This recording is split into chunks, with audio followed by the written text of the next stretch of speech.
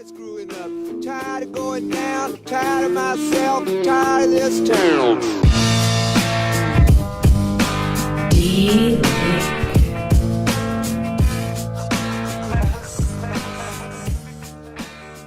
Eminent Waste of Time, episode 23. I'm Doug. And I'm Chad. We're at the Michael Jordan episode. Yes, we are. That means it'll soar above everyone else and dunk on them. That's a nice thought. I like your optimism. It can't be any worse than the previous episodes. Let's put it that way. It could be. That's true. We just started. We don't know what this is going to be yet. Yeah. But we do have a big episode announcement. So, I don't know, maybe a half dozen episodes ago, we kind of talked about the fact that we're releasing on the wrong day, but we didn't care. Yeah. Now we care. Now we care. We're changing that. So this episode is going to come out on Friday as expected. However, the next episode after that will not be out until the following Tuesday.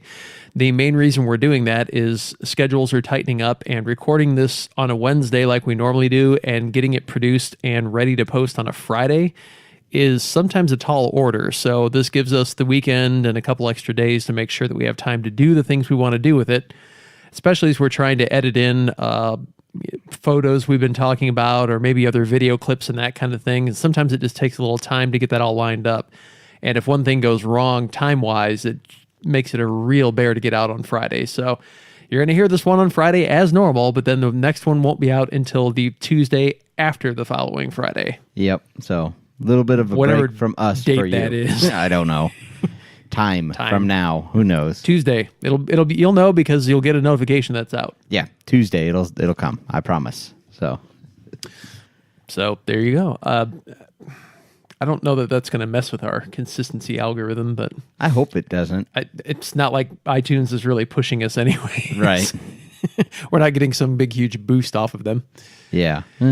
So, maybe someday. I normally pick a topic and start us out. Yep. And in an abrupt change of pace, since we're changing everything else, I'm going to let you choose what we start on today. I get to pick a topic? To start with. I can't see your thing. Oh.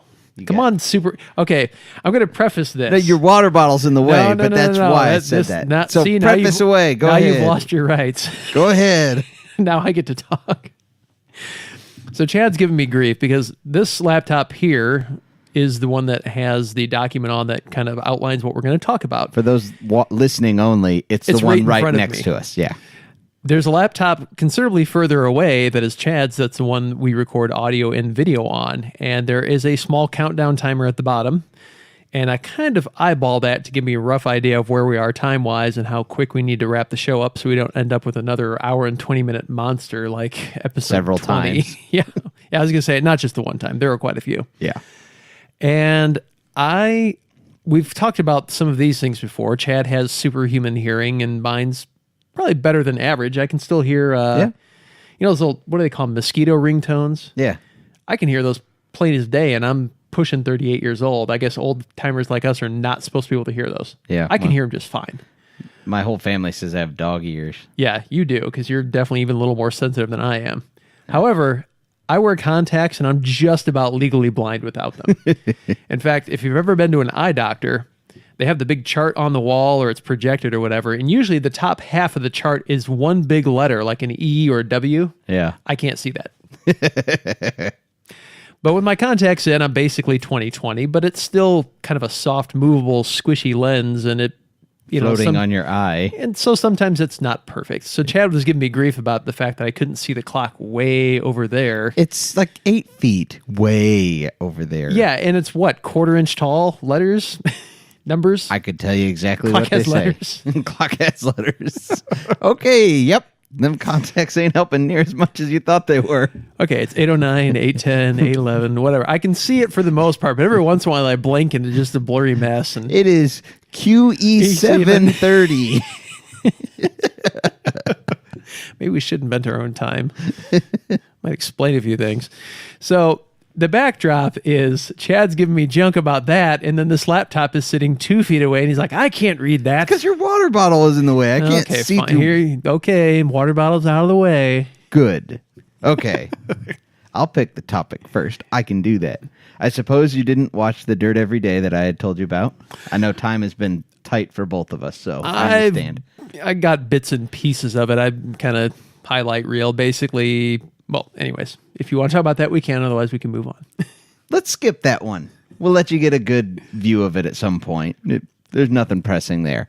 Let's talk about the IXCR race that happened last weekend. The yard sale. The yard sale, as Steve called it. He sent me a message and said there were parts from UTV strewn, like at every pace you could find them. It really kind of damages our credibility yet again, because we were talking about how the Badlands really is kind of the best possible scenario for an early season race. It was not real good there. Well, but it wasn't because the ground was bad or anything else. That place is always littered with parts because it is an off-road park and people go there and just beat things and then leave them. But I guess there was an exposed rock right near the finish line, a decently sized exposed rock, and there were many people that just blew A-arms completely off, and tires blown and wheels broken and everything else. I can do that. Yeah. Actually, no, we haven't done that. That's true. It never was totally off. Hanging by a thread, maybe. No, we never even blew a tire. That's the crazy bit. That's true. Yeah, when I busted that rear knuckle and almost tore the wheel off, the tire was fine. Yeah, still fine. Holding there, doing great, moving along. What were those ITP Baja claws? Baja Cross. Baja Cross. If you want a really super durable but very heavy tire, I can't recommend them enough. We could not destroy them no matter how hard we tried. Yeah, hit trees with the front ones. I have still have green paint on my wheels from one of the guys driving into the side of us, and his Nerf bars just ran right across them. Didn't even scuff them, scrape them, scratch them. I mean, those tires have been bulletproof. Now, they are heavy. Oh, yeah. They're 8-plies, and they're not really designed for mud, per se. They're designed for the dry. We've talked about it a lot, but I've cut them and grooved them and everything else to get them to loosen up and flex a bit more. They're definitely better, and I would say now they're on par with most tires that are out there, but they're still heavy. Yeah, but if you need something durable, if there's a boulder by the finish line. Yeah. What is it? The GBC, I think it's, man, I keep wanting to say Dirt Commanders, but that's not it. Anyway, one of the tires that a lot of the guys are running in the side-by-side class, man, they just puncture, just everywhere. But they're all pinch flats is what they're doing. Yep. And these guys need to run more pressure in them. Yeah, I think they're just running a little too soft, and like you said, just a pinch flat. I mean, that's pretty easily solvable, but obviously they're running low pressure for a reason, so maybe they're just rolling the dice because they think it's worth the risk. Tough to say. If it's mud conditions, you can get away with running lower pressures to try and get a little bit more grip out of it, but that generally doesn't help you because you want the tire to cut down through the mud and get to solid pack and push you along a little better. The lower tire pressure, you just really racing, you want to be running a higher PSI normally. That's just my opinion. Or rock hard tires like we did. Yeah, that'll do too. We actually didn't run much pressure in them. I think I only ran like 8 or 10 or 12. I kind of varied a few times trying. But I could jump up and down on them and barely cause them to deflect. Oh, yeah, those things are just stiff. Just the carcass is heavy on them. That's what it is.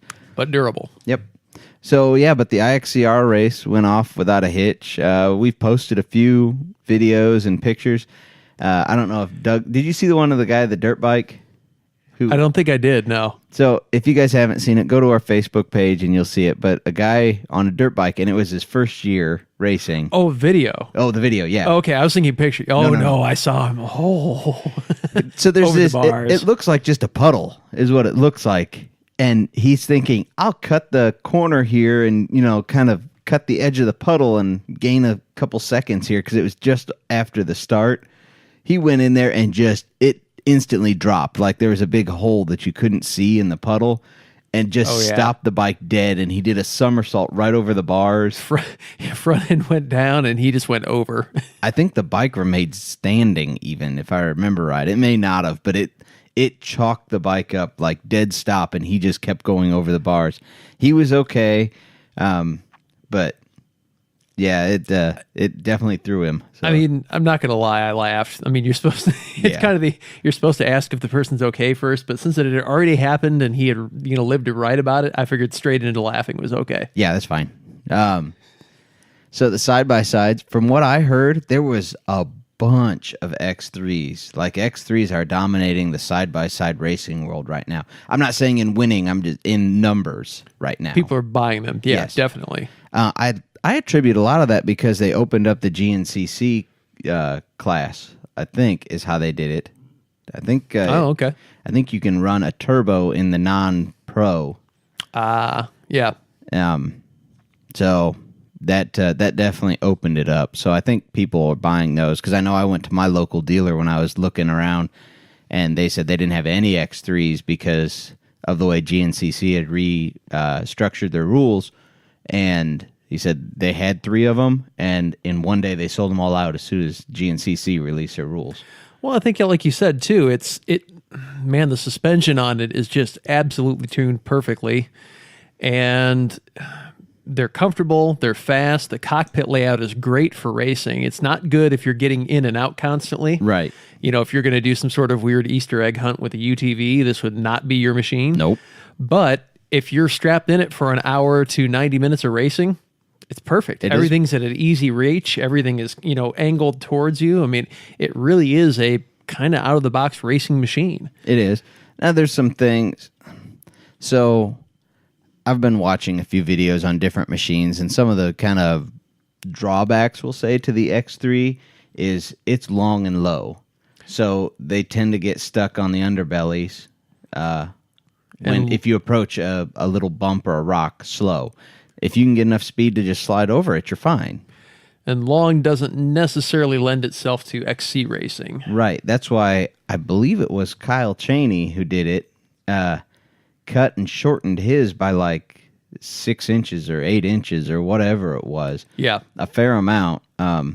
Because, I mean, not that he couldn't get it through the woods, but it made it that much better to get it through the woods, that much easier to get it through the woods. So, yeah, he did that. But, yeah, somebody said that there was better than a dozen or up to 20 X3s out there. Devin Smith, he is now in an X3. And we posted a video of him he got the whole shot for the front row of IXCR. I assume they call it their pro row also. There we go. So he got that whole shot. And did you see the video as a backwards shot from the back of his X3? Yes, I did, yeah. That thing just scoots. That was when Jack Ingram was standing there? Yeah. Yep. Yeah. It was actually Jack's video. Yeah. But, Jack Ingram, a.k.a. Blooper Dude, that guy... His videos are great. He is hilarious. If you ever get to talk to him, he is just like one of those free spirit guys, and he goes to every race. And literally, I'm not joking, how he makes his money is he records, like how he makes a living. He records videos from all the races, and he puts together like crash clips. Yeah. And he sells them off to different TV corporations and stuff like that. Like he has an established channel to do that. Yeah. And that's how he makes his living. Well, let's face it. I mean, the people who are interested in the sport are there for the race regardless, but the vast majority of the United States or world just wants to see the wrecks. Yeah, it's like pretty NASCAR much. or IndyCar or any other race series. If you're not real interested, the wrecks are always amusing. Yeah.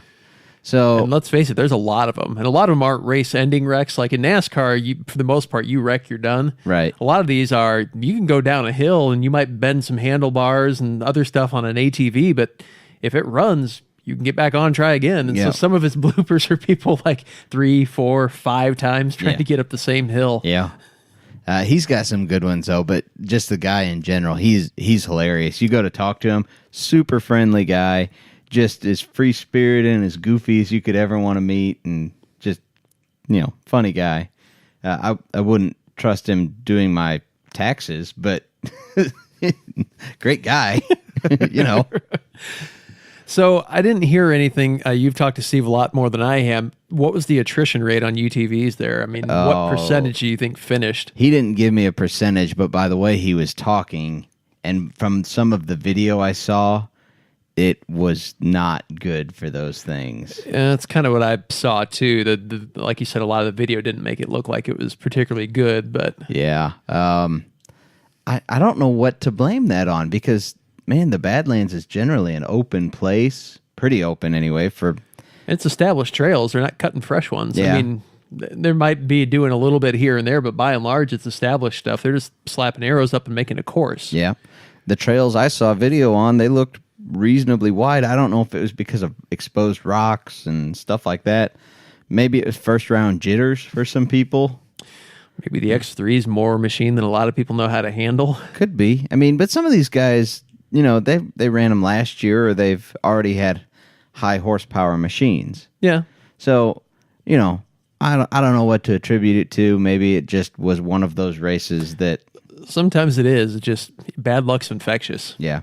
Did you see, we've talked about Luke Brinkerhoff, and we've featured some of his videos on our Facebook page.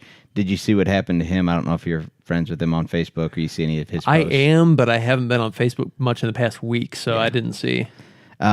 He was riding, and somehow the front end kicked over. It's kind of tough to tell because he's running a GoPro helmet cam, so you don't get to see a lot of what happens there, but smacked a tree with his hand and broke his hand. Oh, geez. Yeah. Luke Groh, he also does the EMT, race EMT for IXCR. So, Luke looked at him and, said, well, like the two outer bones were good. He says, and it was swollen up. I mean, it looked like he had a half an orange sitting on his hand. He said, I can't tell. I can't feel these. He says, I can't tell if these two are broken, the index and middle finger bone that, runs through your hand. He said, but it sure looks like it's broken. So, and Luke said he's sure he broke it. Yeah, you almost got to bet at that point it is. Yeah, it was a rough one. And I broke my hand a few times before. The rough part about it is you think, oh, okay, it's starting to heal up. I can use it again. And then you like pick something up or you hold something in a wrong way and it rotates in your hand. And when I broke mine, it was on my right hand and it was my outer bone right here, where the pinky bone. I broke my right hand in the exact same spot. Sweet. I had no idea. I rebroke mine 4 times though afterwards. Because I would. I don't think I did that. Well, see, I work with my hands then, so I mean, more so, I was in the body shop at that point, and it would start to feel better, and I would start to use it more, and you go grab a 5-pound sledgehammer and hit stuff. Well, or I'd like pick up a bucket full of water or something, and it would just rotate in my hand and put more pressure on that outer bone. Yep. And it would re-break it, and that's worse than anything because you're starting over again then. You're 2 weeks into it and you've already babied it and then it breaks again and then you're starting over again. I somehow managed to avoid breaking mine again, but at the time I was working as an electrician. I was in the trades, so I don't know. Got lucky. Yeah. You can avoid heavy stuff if you play your cards right. The union. Sorry to all the union guys. I was not in the union at the time. Okay. I'm just saying there is a stigma about union people where they may or may not be as productive as others. Actually, my experience was like any other. You had the movers and shakers who got stuff done. You had the deadwood, and it all evened out to a job getting done when it was done. But the interesting thing about that is you still have to get work produced. The contractor's still trying to make money. If you are deadwood on average, you are the ones who are sitting home during the winter complaining about not having work, or the ones that are actually getting jobs done ahead of schedule and, busting their butt. Yeah. They never miss any work. Yeah, funny how that is. It has a way of evening out. Yeah. No, I agree. There's just that stigma about unions. Oh, yeah. There's good workers in that, and there's bad workers in non-union. It's the same. I mean, I don't think. I was going to say, what I've discovered working union, non-union, construction, computers, and other jobs in between, there's lazy people everywhere. Yes, there are, and there's dumb people everywhere. The bad combo is when you get both in one person. I got some of that at my work. I got stupid and lazy there, and it's the same person. We could fill up a whole other segment, but we're gonna leave him alone. So, since I'm in control of this show today, y'all. Nope. You got your one thing. You're done. Dick on it. I was doing good. But I'm going to segue because you mentioned there are a lot of X3s that are out there now, and that seems like dealerships are having trouble keeping them in stock, and you're seeing them line up a lot more in the start lines. Yep. However, there is a new Razor XP Turbo R. Yes, there is. And well, it's. I don't know. I'm sorry. It's not the R. I put that wrong. It's the S. I wondered about that, but I'm sorry. I deferred to you, and look what it got me. You trusted me, and I let you down. I was thinking, isn't that the it? Maybe there's a newer I mistyped one. that is my fault on the show notes only. It is the Turbo S, which Steve and I were talking once again because we talk nearly every day anymore. That really perplexed me that they called it the S, simply because the S historically has been the narrow machine. Yeah. And it's slim. I don't know if that's what they mean it to stand for. But I mean, it doesn't really matter what they call it, but it was like, that's odd because if you look at the 900S, it's the narrow machine. And this is the complete opposite. This beast is 72 inches wide. Yeah. I mean, it's the widest Razor produced right now at factory. You can get long travel and make the 64s 72 if you want. Yeah, this one you can just go buy as is, 72 inches wide, 32-inch tires. It's got a new drivetrain on it, still 168 horse, but that puts it solidly competitive. The X3 is 172. Right. So you're not, I mean, and they always rate them plus or minus. Every machine's a little bit different. Correct. So you're basically same horsepower. Yep. Now, the redesigned drivetrain, I'm going to throw in there. They put redesigned drivetrain, although I haven't seen what they've redesigned. There's kind of some speculation that they put basically the RS1 front diff, the bigger one. I was just going to suggest that's probably what they did. Which I am super excited if they did that, because that means anyone who has an older one, maybe there's an upgrade path there for them. We were told that they thought the RS1 would bolt into like the 1K and the 1K Turbo Razors, but I haven't seen it done yet. But supposedly this one's got the bigger front diff. Is what kind of has been hinted at. So that's good. They said redesign or completely redesigned drivetrain. I don't know what else they redesigned. I mean, yeah, it's tough to say. I mean, that could include anything from rear diff to, different layout for the belt drive to, I mean, new sheaves. I don't know. It literally could be anything, but they haven't given a lot of details about that yet. Yeah, from like the 16 to 17 to 18 models, we'll say with the turbos, because that's what this is. It's a turbo machine. There was slight little incremental changes. Like they changed the, I think it was the outer belt cover, like that whole plastic bit, to get it to funnel air better and move more air through it. Man, it's like, oh, okay, that's good. I mean, I'm sure somebody out there is itching to buy one of these and do a teardown video, because those always seem to be out within a week or two of a new machine. They just tear it apart and just show you what's what. Yeah, somebody will, and it'll be neat to see. Polaris, if you're listening and want us to do that, I can do that. We'd be happy to. Yeah. So they did also redesign the dash, and I really like the redesign of the dash. They went the way that a lot of other machines have gone, like the X3 and stuff like that. The instrument cluster with a lot of your readout, I'll say, is right there with the steering wheel, and it's mounted to the column, so it moves up and down. So you have your tach and your speedometer and like how much fuel, all kinds of, just your basic, like your functioning readout, whatever. Isn't it kind of funny that a lot, UTVs, that was all either in the center console or non-existent. Yep. And cars, it was always right in front of you. Yep. And they're kind of swapping. A lot of cars now are moving stuff over to the center console, and UTVs are moving it back to the right over the wheel. Yeah. I think for fast things like UTVs and tight woods where you really need to focus on that like a quick glance, I think it's better to have it right in front of you. I think so too. For a car, I don't think it really matters all that much. How often are you staring down there? Well, and the average driver's not paying attention anyways. Right. They're just moving with traffic. Whatever traffic is doing, that's where they're going. Or in my case, 2 weeks ago, they were moving about 35 miles an hour faster than traffic and rear-end you while you're in your lane. Did we tell everyone about that? I can't honestly remember. I don't think we did. Okay, you want to tell the story? So I'll make this quick, but long story short, after the podcast, no. Was it after the podcast? I'm trying to remember. It was a Wednesday night. We recorded on a Tuesday that week. We did. Okay. So it would have been podcast night, but that night I actually had to head over to the owner of the MWXC race series and go over a few things in prep for this season. So I'm coming back at 7:30 at night. It's dark. It's raining. I'm in the second to the left lane, and there's somebody slower in front of me, and so I move over into the left lane. Now, before I move, I check my mirrors. There's nobody there. I see lights behind me, but they're a distance back, like plenty of room to move over, right? Yep. Turn on my turn signal, get in the left lane, turn my turn signal back off. I'm starting to go around this person. All of a sudden, there's light getting bright fast in my rearview mirror.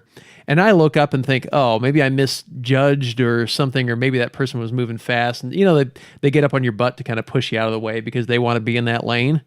No, they just didn't slow down at all, rear-ended me while I was going basically in the vicinity of the speed limit. I had my cruise control set somewhere between, the speed limit, maybe 5 over or something like that. And they hit me hard enough to deploy their airbags and push the rear end of my car in. I mean, destroyed the rear bumper, destroyed the rear hatch, blew out the rear window, and it didn't put my bags out because I obviously got hit in the rear, but still waiting to see how the insurance company wants to handle that one. But they were moving. I mean, like I said, there was plenty of room. If they were even going, say, 10 or 15 miles an hour faster than me, I still had plenty of room. It was literally, they were that far back. I got over, and they overtook me that quickly. So for those of you guys that don't know, like I said, I have a body shop, so I'm in the know on this stuff.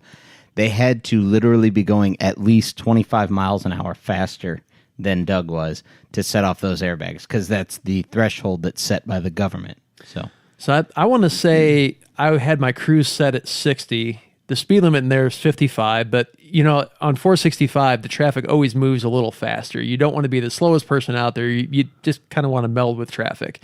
And it was dark and it was raining. So they were going at least 85 miles an hour in the dark, in the rain, at least. Yep. And I will justify Doug and say that historically, I obviously was not with him, but he is a very conservative driver, comparative to me. I am, yeah. I drive to get from A to B, and that's about it. I'm like, get out of the way. I need to go now. Like I said, I use turn signals when I change lanes. I generally just do the stuff you're supposed to do. I'm not the slowest person out there. I'm not the fastest. And generally, I give leeway to people. Like, okay, if in that situation, if I had noticed somebody coming up that fast in general, I would have just tapped the cruise off, waited for them to fly by, and then made my pass around. Yeah. But there literally just wasn't anybody there to be concerned about. They were moving that quick. Yep. So, I got a very flustered Doug call right after that. Because I hit my head hard on the headrest. Yeah, he was dazed. I was definitely dazed for about 10 or 15 minutes. So I call Chad and I say, hey, just in an accident, Jenny has to pick up Deacon, my son, from a band thing, so she can't be here to pick me up. Can you head over and grab me? And I gave him a rough location. And I'm trying to describe it, and I'm like, you know what? I'm just going to send you a text with a pin, my GPS coordinates. I sent it to him. He thought. He calls me back a while later, and he goes, where are you exactly? And so I explained again. I said, but they're moving us. I said, an ambulance came to check us out, and they've offered to give me a ride to get off the highway. I'll send you a new pin. And then the second one, I sent them the second one, or so I thought. And then I realized I'd been texting somebody else entirely. I was so out of it. I was sending the text to the person at the top of the list, and that was it. Yeah. We wasn't looking for names anymore. They're probably wondering, why is Doug sending me positions of where he's located? So I quick text him back, never mind those. But I was that just fuzzy. And then all of a sudden my head cleared up and I looked at the phone. I'm like, oh crap, this isn't the right person. I'm not sending these to anyone at all. Good times. So yeah, that happened a few weeks ago. I don't remember how we even got on that topic. I don't know either. Something about because we were talking about how bad most drivers are because they don't pay attention because instrument cluster location doesn't matter. There we go. You're saying that you liked the new location better. I do. I Like, backtracked. look at that, man. We got back. My brain is functioning again. Yay! It's a miracle. I think you said it when you were reading it off, but it's still the 168 horsepower, the new XP Turbo S. It's still 168 horsepower. You say still, that's a lot of horsepower still. It is. Like I said, it's competitive with the X3. It's competitive with everything that's out there. It's not like, everything else out there is 200 and they're still lagging. Right. So, and there's hop-ups to be had for Razor. Just, it's fallen from the trees. There's so many, like, accessory add-on things. And I agree with their move there. They could have tuned it up a little bit and gone tit for tat and said, okay, well, we've got 175 horsepower now. But they've hit a horsepower number that they're comfortable with, that they can put a warranty on it. Right. Well, they have 168 horsepower machines out there that have been out there for years and have thousands of miles on them. Yeah. And honestly, that's what it's about, is giving somebody a machine that they can rely on and not trying to, don't upset the apple cart. That number works for you. And it's not enough that 4 horse is not going to be the deciding factor in this machine. Well, and the Razor is lighter than the X3. It is. So horsepower to weight, you're probably better. Or at least equal. I mean, I don't know exactly what they are. I know they're not miles different, but there's a little bit of weight difference there. So really, I mean, I don't think it's any word on price on this thing? It's pricey. I've seen 25 so MSRP. I'm going to say MSRP. MSRP on a X3 is the 172 horse, the big one. Same price, basically. I think they're 24 something, either 24.5 or they. So again, it's kind of a quarter flip on just about everything. I mean, it's going to come down to which machine you like better, ergonomics and everything else, but they're very competitive. I agree. I think a lot of it, at this point, we talked about it a few shows ago. At this point, we're kind of at that horsepower range where it's at that this is what you can use level. Yeah, you're not buying yourself more by going significantly higher.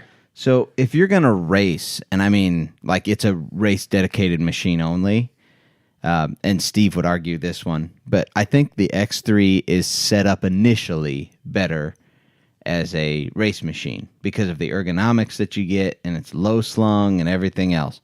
Now, I'm not saying the Polaris Razor can't be made to do it and do it very competitively. Yeah. I'm just saying I think it takes a little bit more to get it there. Now, the dynamics, from what I've heard, is amazing, and Can-Am doesn't have an answer for that as of yet. So that may make it up. I don't know. I mean, we'll see. It's going to be an interesting 2018, honestly, because I think the race at the top-end machines is really tightening up. Yeah. And I'm curious to see what else comes out. Now, so to me, if you're getting a race-only machine, either one, if you're a Polaris fan or an X3, you have a choice. If you're going to use it for anything else, like kicking around your property or kind of doing things like that, the Razor.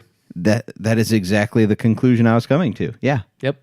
Because as much as I love and would love to have an X3, to get in and out of them is just not easy. It's not as easy as the Razor.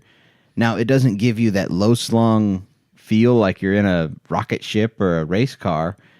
The Razor doesn't, but speed-wise, they do about the same. Handling-wise, they're reasonably close, especially once you jump to the dynamics. But, man, just to get in and out, like if you're, around here, we're on 90 acres, and my sister lives in the back corner, and I'm up on the front corner, and my parents are just a little ways away. So we're constantly, and my brother's just down the road, too, on the same stretch of property. We're constantly going between each other's houses. Yeah. I would probably literally, if I had an X3, not take it, and I would walk to most of the houses except my sister's because hers is over a mile away, instead of getting an X3 out and climbing in and out of it all the time. If I was just going there to grab something and come back. I'll tell you what, it's Wednesday. Yep. There's a Hoosier Lotto drawing tonight for $2.5 million. Yes. I'll buy a ticket on the way home, and if I win, I'll let you drive mine. Thanks. That was nice of you. Well, I'll probably buy both, so you can have whatever one I'm not driving at the moment. I'm good with that. So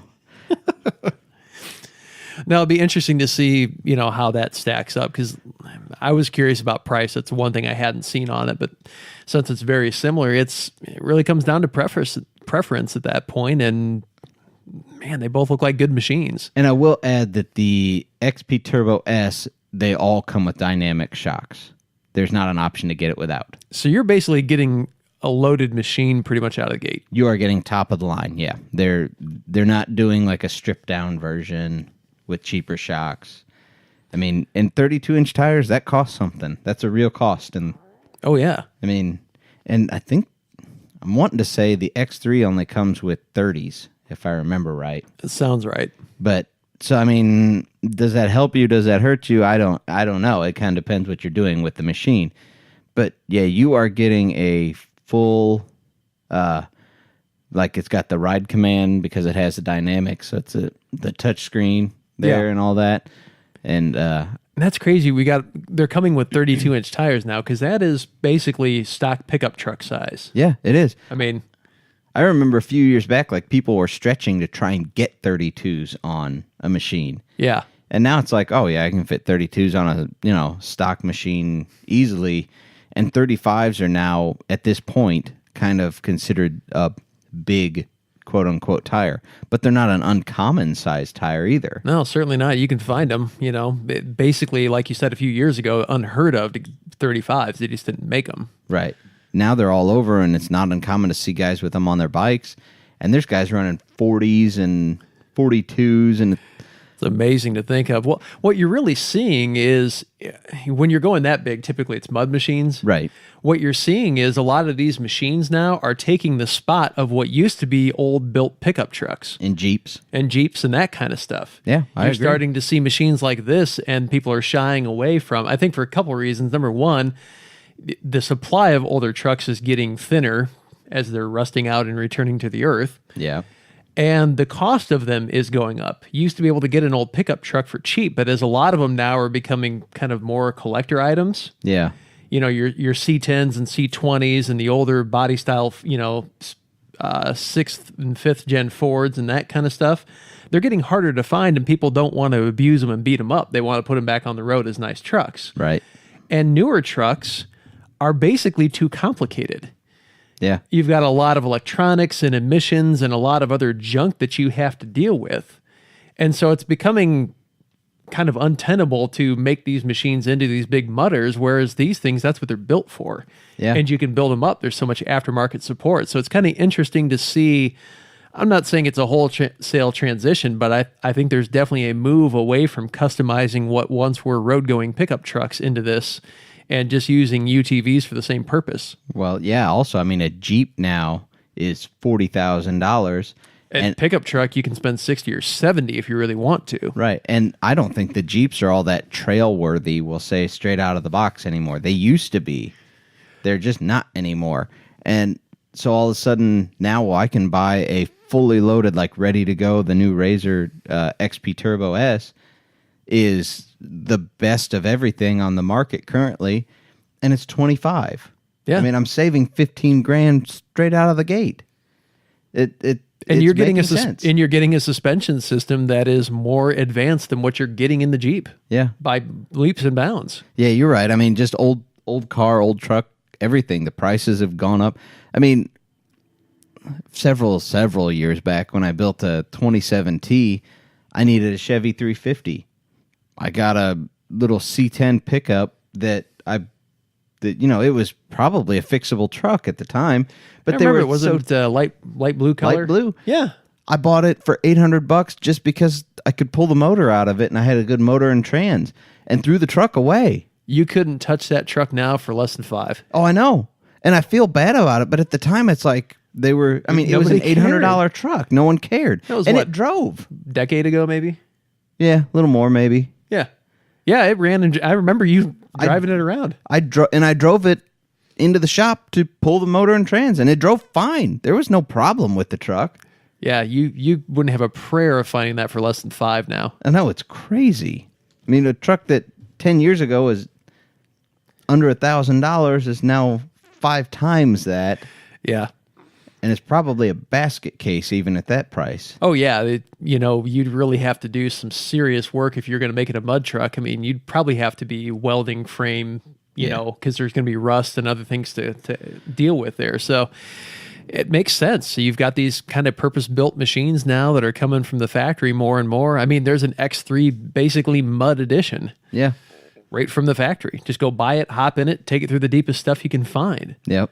So it's kind of an interesting transition. We talked a little bit about a couple of episodes ago about moving away from ATVs, that they're starting to die off. And these are kind of becoming the jack of all trades for a lot of people now. They are. I mean, it's a pricey hobby to get into. I was telling somebody they just got their first UTV, and they were kind of complaining because they bought one that had some damage on it, and they were complaining about the price. It's like they came from an ATV, and I said, you break an axle, $250. Yeah. Tie rod, there's another 100 and something at best. I mean, just everything that you used to buy for a quad, multiply it by like 5 or 10, depending what it is. Yep. It's an expensive hobby to play in, but it's fun. I mean, in my opinion, more fun than an ATV, but maybe it's just because it's newer to me. Because we're all getting older and ATVs sound like a bunch of work. True. Yeah, I think back to some of the things that I used to play on, and it's like, I don't want to pull start or kick start something anymore. Yeah, no kidding. Don't want to manhandle it. Yeah. I mean, because really, the ATV, if you're going to ride it, for speed, yeah, there's a lot of physical stuff going on there too. Yep. And just not near as much in a UTV. Well, speaking of, before we run out of time here, we're getting up there. We had talked about the decision, the great decision 2018, and we're not talking midterms. No. So we're talking about the new side-by-sides that I'm looking at. Yeah, is there? I am. I can't say I've made a decision yet because I still want to sit in the double X. Come on, man, the people want to know. I don't think there's that many people that care that much, but I'm really leaning towards the Razor. I hate to say it, and there's a couple people I know that are going to be upset about that. People that I've talked to off the air about it, and I'll eat crow. I still haven't driven one. I haven't scheduled a test ride. All this is kind of pending that. There's still research to be done. Yeah, I was just curious where you were leaning. I am leaning towards the Razor simply because for the price that you can actually get one for. Now, I'm not comparing MSRP to MSRP because I'm comparing prices you can actually get them for because I'm dealing in real world things, not, well, the MSRP of this and the MSRP of that. 168 horsepower for the 1000 turbo. You can get it for, we'll call it 17. Yeah. 1,000, and thanks for clarifying that. Yeah, I mean, $17, I'd have one. Yeah, so I would have many of them. I would have 7 or 8. But and then you get to like the X3 is still high. It's just high priced. The prices have not come down. Well, the fact that dealers can't keep them on the showroom floor, they have no reason to drop the price. Yep. So you're looking at $20,000 for the cheaper one, and that's only 120 horsepower. Yep. I think the suspension is probably slightly better, but how much better? Meh. It can be upgraded too on the Razor. I was going to say, we can build it. So, and then the other contender out there there's the Yamaha YXZ. I've said I would like to have one if it was just me, but for like kids being able to drive it. Yeah, that one's off the list. It just doesn't tick the box that I need it to tick.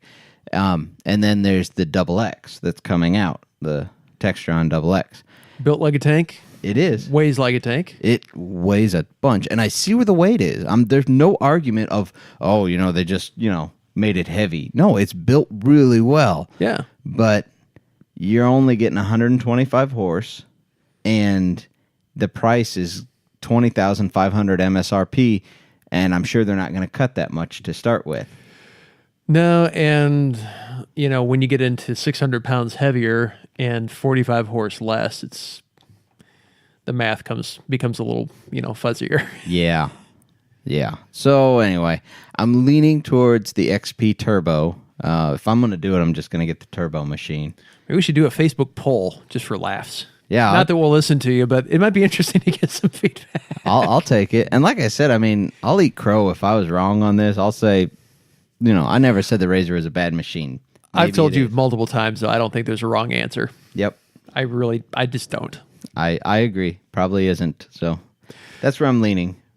All right. The only other news item we talked about, the MWXC is getting ready to start up, and that's this weekend, and we are both going to be out there. Yep. Chad is being gracious enough to give me a hand in getting set up because you know how it is. It's the first race of the season. Where did everything get put away last season? And you're trying to find pieces and parts and cables and get everything set up. But it's actually going to be pretty nice. There's no Pee-wee, there's no UTV, so it's basically 9 a.m. youth, and then you've got your adult AM and your adult PM races, and you're done. Yep. So it'll be nice because the weather is not going to be particularly nice, and I don't think anybody wants to hang out there any longer than necessary. Yeah. So, yep, it'll be... In true race fashion, it was 50 degrees or 55 and sunny the weekend before, and the weekend of the race is going to be terrible. Yeah. So I was recounting this last year, or, last week, but last year's race there, the first race of the season, I was track sweeping, and that's the one where I came up upon he was a young man, a guy in his early 20s or late teens. He was 19 or 21 or 22, sitting in the middle of a cornfield that had been harvested just off to the side of the racetrack with no pants on, crying. Do you remember that? I do remember that. That is a sight to come upon, let me tell you, on a brisk Saturday morning. When you're nowhere near a bar. No. Yeah, so I'll make the quick story of this one, and this isn't even the stupid thing with Chad. But I come up around this corner, and this kid's just sitting there crying, like literally crying, bawling. Yeah. Because gas had spilled out and got soaked into his pants, and it was burning him. So he takes his pants off, and he's sitting on the ground crying. You just never know what you're going to come across when you're You never do. No. There's stories all over the place of just the crazy things that you see. Well, since I took the show back over from you, I'll give you one more choice. Okay. Trivia or story? Trivia or story? Which one do you want to do first? Oh, first? We'll do your trivia first. I almost crushed you right there. I was like, we can't skip one. They become a staple, and like the three people that actually watch or listen are going to miss it. That's true. So, okay. You ready? I'm ready. Ready to be wrong. Oh, wait, before. Okay. You were wrong. On which part? I know you told me, but I forgot. It was how they decided who was going to walk on the moon first. And Neil Armstrong and Buzz I'm going to make Aldrin. this really short because I don't want to, drag this out. Basically, what it came down to is think about how small the lunar landing craft was. Yep. And these guys are already in spacesuits when they're landing. Yep. Whoever was closest to the door got out first. Yep. That was it. And the seats were arranged by, who was the mission commander and who was secondary. It was just a fixed thing. This is your position because this is your place in the crew. And if you were in the middle, you were crawling over the other guy in a full spacesuit to get out the door first. So that's the real reason why. But even I had heard the arm wrestling thing so many times. I was going to say, I had heard it several times. Oh, yeah. And it wouldn't have surprised me, but that's the real reason. Okay, I'll give you that one. It was a false stat, so we'll give you half an internet point. We want to bring you factual stuff here on the worst show in the world. Factual, fictional, whatever. Okay. In the 1956 film, The 10 Commandments, you remember that one? Oh, yeah. With, it was Charlton Heston. Yes, indeed. Who played Moses as the baby? As the baby? I have no idea. In depth here. You're going to gotta guess? Wow. I really couldn't even wager. Charlton Heston's son, Fraser. Oh, well, there you go. I don't know that he's famous now, but... He's not, because I still don't know who he is other than the baby. He was his baby. What type of creature is a mud skipper? It's an animal of some kind, obviously. It's a tadpole? Or like a becoming a frog. Nope, it's a fish. Really? Okay. Yep. I'll buy that. Okay, I put some in here that I thought you would get too, because I was thinking mud puppy. Yeah, mud puppies are different. That's still not a frog. No, they're salamanders or something. Yeah, but they look like tadpoles, kind of. Yeah. So okay. But I did put some in here because I felt bad that last time you got like nearly none. I don't know. Shredded. Okay, number 3. What year was the Amazon Kindle Fire first introduced? I don't know, but let's go 2012. 2011. Oh, so close. Now, that wasn't one that I thought you'd maybe necessarily get, but I knew you stood a decent chance of a guess there. At least I've got a good technology timeline. Yeah. Where was Budweiser beer first brewed in the U.S.? This is Milwaukee? Nope. St. Louis. St. Louis. Yeah. There you go. So Are they still there? I think they are. Okay. Yeah. I'm not up on I probably would have better luck with like foreign beers than domestic. When did seatbelts become mandatory equipment on U.S. cars? Ooh, it was in the 70s. I couldn't pinpoint the year. Well, maybe it was earlier than that. I'll say 73. 1968. Was that early? Yep. Okay. But I mean, it was pretty common when we were young that people still, like, why would you wear a seatbelt? Oh, yeah.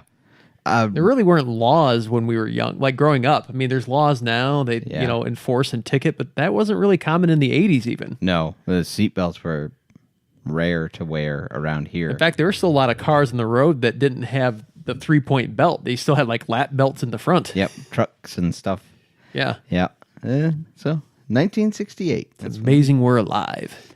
In pool, like you play on a billiard table, billiards. What color is the 5 ball? No, it's not yellow. Is it? Crap. I don't know. See, this is something like you've seen I've it seen a it a million million times, times. and you never paid enough attention. I'm going to say yellow. It's orange. Oh, it's close. I was trying to picture it in my head. Yellow is the number 1 ball. One ball. Yep. Yeah. Blue is 2, I think. I think red is 3. 3's not red. I think 3 isn't 3 purple? No, I think 4 is purple. I think. I don't know. We need to hang out in pool halls more often. Then again, I'm colorblind. So that one's gray, and that one's gray, and that's a lighter gray. That's a darker gray. That one's this kind of weird gray. That one's a color. Orange. Got it. Next time somebody has a gun to my head and asks me, I'll know. Yep. What year was the operating system Windows first released? Microsoft Windows. Oh, I don't. 91? 1985. Oh, yeah. Oh, I was thinking of this Windows for Workgroups, which is the one that had networking in it. Yeah, no. Like Windows. Windows, 1985. 1985. I don't know if I've ever actually encountered the original version of Windows. Really? Yeah, I don't know that I have. Well, Macs were still, like when we were growing up, Macs were the thing in schools. Yeah. By the time I had a computer, it was the later Windows getting into Windows 95. Oregon Trail. Yeah. Oregon Trail on the Apple IIe. That's all I remember. I'm going to have to go look pictures up because I don't think I've ever actually messed with one. I got Doug a shirt for, was it your birthday? Yeah, it was. Year? I got him a shirt that's got the Oregon Trail wagon and some cattle on it. I mean, they're all 8-bit pixelated, and it says, "You've died of dysentery." That may not be humorous to other people, but it's hilarious to me because we grew up on that stuff. Oh, yeah. So. Good times. I like that shirt. Okay. In the tech field, number 8, in the tech field, what does AMD stand for? Like the processors? I'm going to show my ignorance here. I want to say it's American Micro Devices. Is that what you're going to go with? Yeah. Okay, it's Advanced Micro Devices. Advanced. I couldn't remember should be America. America. should be MMD. Pew, pew, pew. America. Advanced. Okay, that's right. Okay. A flag flown upside down as a signal of what? Distress. Very good. Gotten one. Number 10, final one. Who was the first boxer to win the World Heavyweight Championship 3 times? I don't know. Give me an era. Oh, gosh. Let's see. He would have been in like the 60s, and I think he went up into the 70s, possibly. Was it? Well, no, because he boxed later than that. I don't know. Joe Frazier? Ali. Was it Ali? Okay. Ali. Muhammad Ali. Yep. I can't remember exactly when he boxed. It was one of those things where like I don't know a lot of his stats. I mean, I know he's an Yeah. outstanding boxer. I don't really follow the sport all that much, but I kind of had a feeling maybe it was one of those trap questions. No, wasn't a trap Some question. weird boxer I'd never heard of that, just like randomly kicked everyone's Steely-eyed butt. Steve from Detroit. Exactly. Always wore purple trunks, or were they orange? I can't remember. Whatever. Oh, There you go. entertaining bits. I was thinking George Foreman, but he boxed, with at his comebacks, he boxed for like 90 years. Yeah. I think boxing, and this will be a quick one, boxing has lost a lot of its class.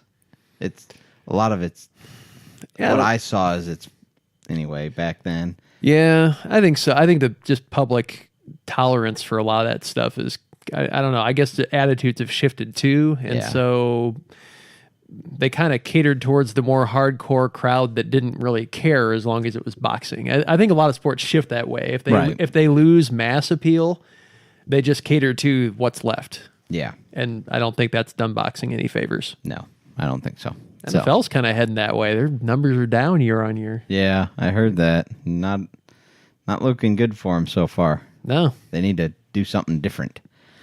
So, all right. Stupid things with Chad. Yes. I don't even have anything on the, I guess there's stuff on the list here, but there's a couple. My wife gave me another new one today.